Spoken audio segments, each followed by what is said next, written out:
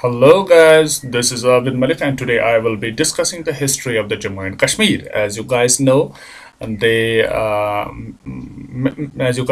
many JK SSB exams are in the pipeline in the upcoming months. So it's very much important that you should prepare the history of the Jammu and Kashmir, as it holds a major portion in the preparation of the competitive exams, especially in the JK SSB exams. तो शुरू करने से पहले मैं आपको बताना चाहूँगा कि ये जो मैंने पीडीएफ तैयार की है ये मैंने खुद तैयार की है।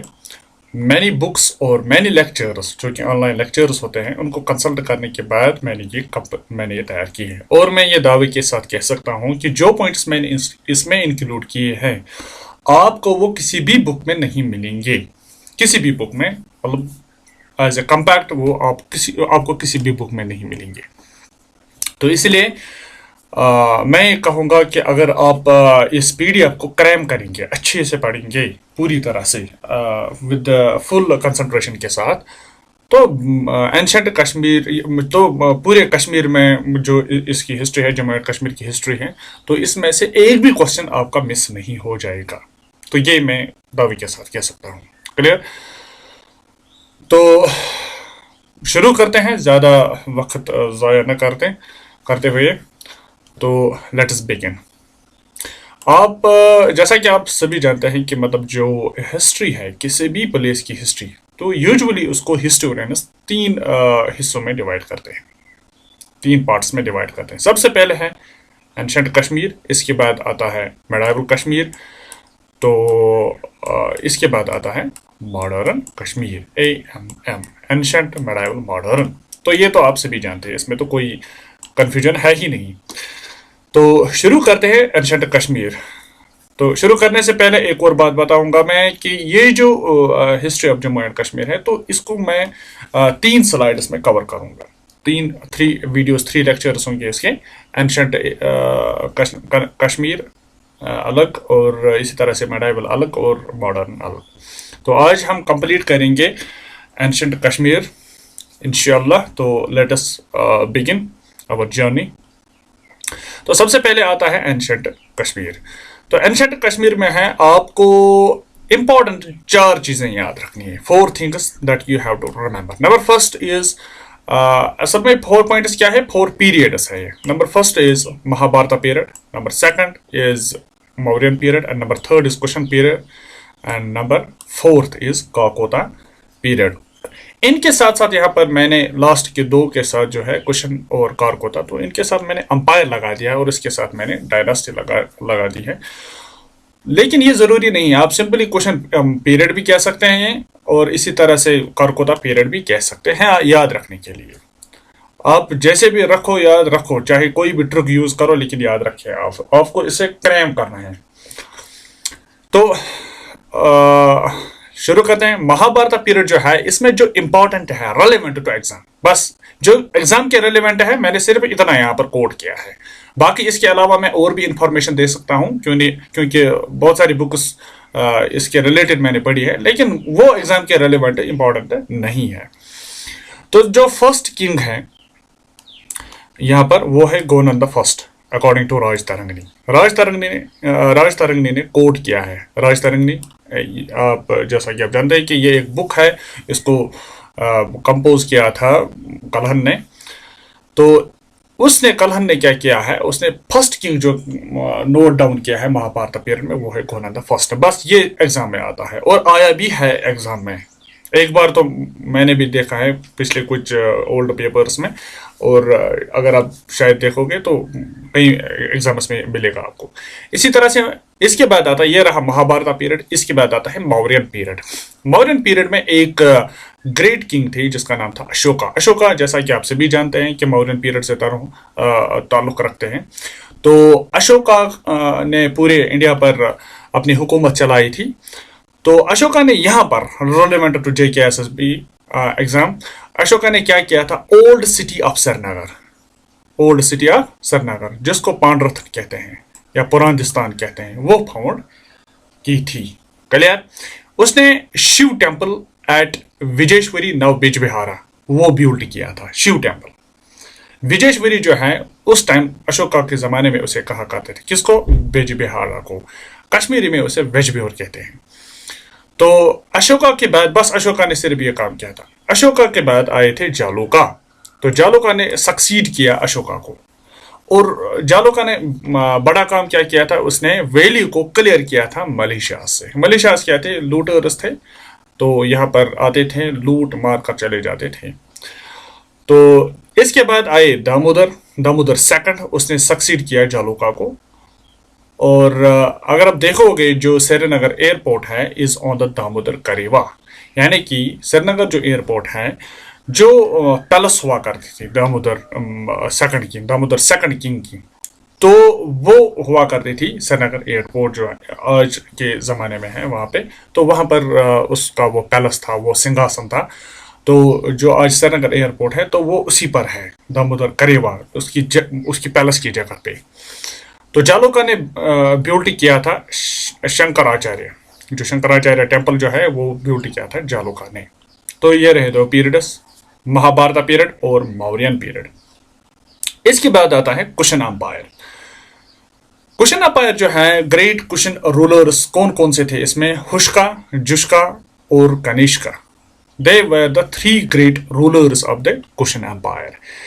तो उन्होंने क्या किया? Founded the towns of Hushkapora. एक तो उसने हुश्कापोरा बनाया, और जुश्कापोरा और कनिष्कापोरा।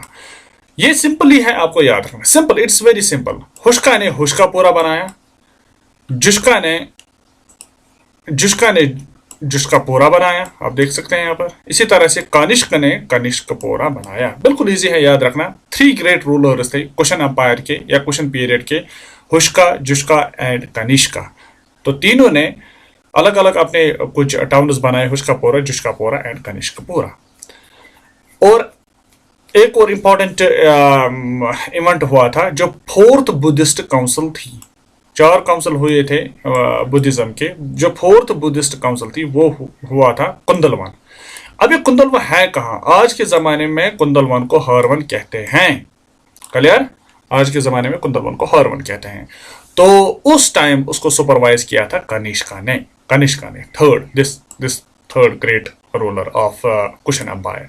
तो उसको उस टाइम सुपरवाइज किया था, या पैट्रन किया था, पैट्रन ने की थी कनिष्का ने।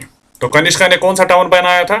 सिंपली पूरा यहाँ पर ऐड करना है, कनिष्कपोरा। इसी तरह से जुश्का ने जुश्कापोरा और हुश्का ने हुश्कापोरा।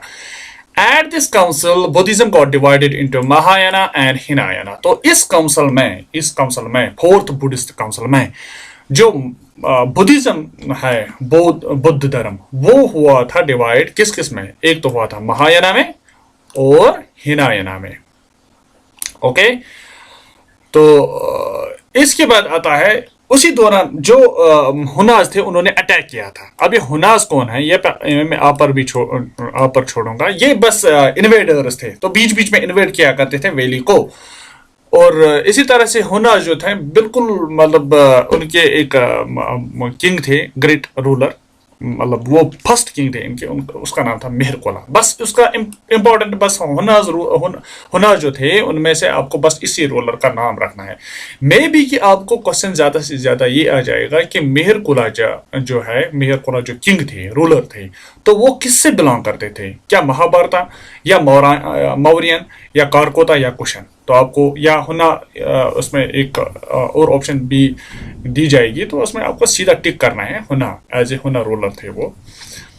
तो अब आते हैं नेक्स्ट पीरियड पर या डायनास्टी पर, that is Karkota dynasty, also known as Nagas. उनको नागाज भी कहते हैं या नागा डायनास्टी भी कह सकते हैं इस हिसाब से। क्लियर? एग्जाम में ये भी आ सकता है। तो नागाज उनको कहते थे। तो ये जो काकोता डायनास्टी थी, इसको फाउंड किया था Durlabha Vardhana. Clear? In 625। Date is not important, date आपको नहीं आएगा, लेकिन 625 जो यहाँ पर ये डेट है, इट्स एग्जैक्ट। इस पर किसी भी कोई भी डिफरेंस नहीं है हिस्टोरियंस के बीच में। तो दैट्स वाई ये डेट आप याद भी रख सकते हैं। दुर्लभा वर्धना ने इसको फाउंड किया था, इस डायनास्टी को, दैट्स काकोता डायनास्टी।